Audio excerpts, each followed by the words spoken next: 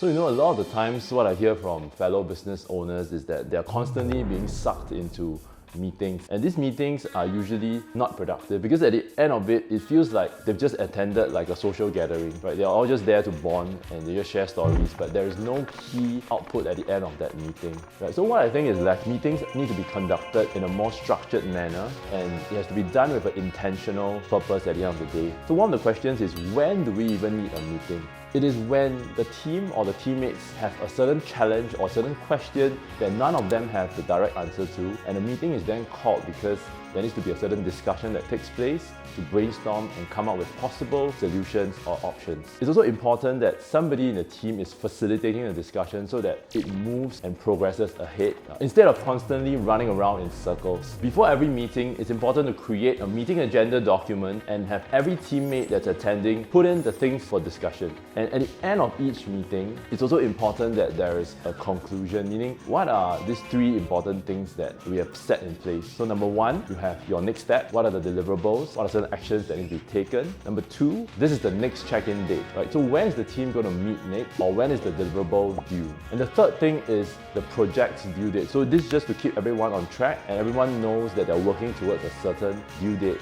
for the project to launch. By doing these three things, you ensure that after every meeting, it moves the needle forward.